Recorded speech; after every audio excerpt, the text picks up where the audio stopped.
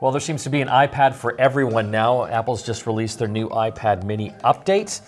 If you're into iPads, tablets, you got to subscribe to our YouTube channel, and don't forget to hit the notification button to know when we have new videos coming. And we'd love to know your comments today, what your thoughts are on the new iPad mini. Are you going to get one? John, are you going to get one? You are an iPad mini lover. I love the iPad mini. I had all the iterations up until the generation 4. Yeah. And then I couldn't wait any longer, so I bought an Air. Yes. When they came out with the new design, this is the same similar design, nice sleek sides, Yep. the newer chipset, the Usbc connector, and now they've got a mini version, which I am definitely coveting. I just can't justify selling this to buy that because I'm going to lose too much money in the process. I got to say, John, I'm loving it. I have an old iPad mini, and I don't even know which generation it is anymore. But I use it on an airplane. I take 2 iPads with me on an airplane, like the bigger one so I can watch my movies, and then I have the little one where I'm just playing games and things like that. But this is a major improvement. You can see it's got the same new design as the iPad Pros and the Air. It's got kind of the square edges with the rounded corners. Up top, we have the, I believe, the volume buttons. Yep. There's no more side buttons for mute or anything like that. Those have been gone for a while.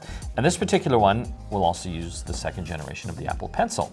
It's got the magnetic side on it, so it kind of just sticks right on.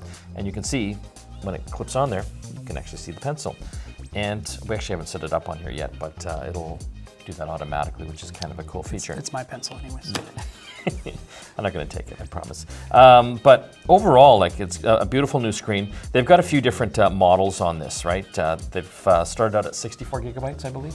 Yes, which is kind of strange because that was one of the challenges I had with when I bought the Air. Is 64 gigs was just like not quite enough. It didn't feel like enough. Yeah.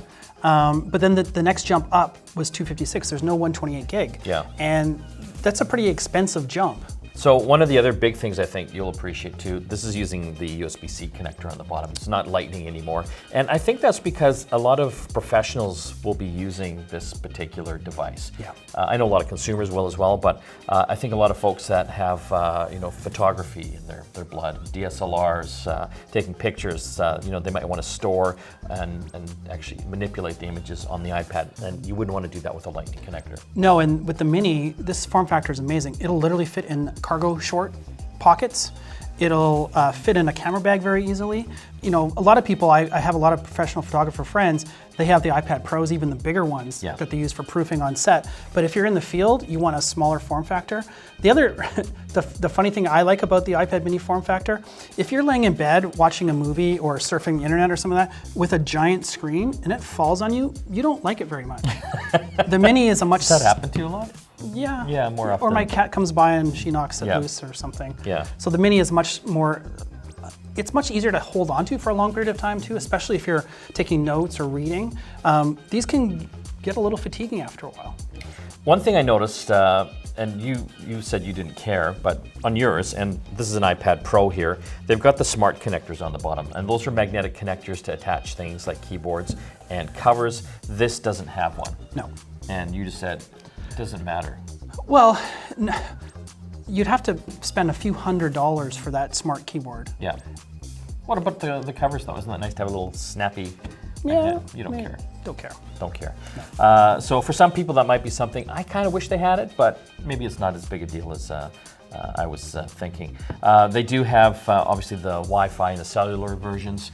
The 64 gigabyte in Canada is going for the $650 range. And the next level up is $256. It's a jump. For another $200. Yeah.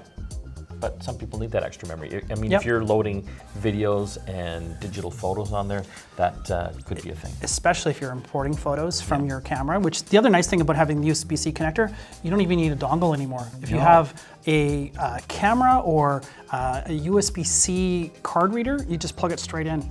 That's kind of the nice thing, finally, right? Yeah. So overall, I gotta say, I'm sold on it. The price, I thought it was a little higher than it was going to be. I thought this thing might be in the $400, maybe the $500 range, but I was completely wrong. Yeah. So, I think they're really aiming at a specific type of person. Yeah. Professionals, but people that maybe don't want to lug around a giant iPad. Yeah, I mean, I would downgrade to that in a heartbeat if I felt like I could get reasonably decent money for mine now, Yeah. I'm just not willing to do that work. Not now. No. What do you think? Would you upgrade to the new iPad mini? What do you think of the price? Is that something in your budget range? We want to hear all that down in the comment section, and make sure you do subscribe to our YouTube channel.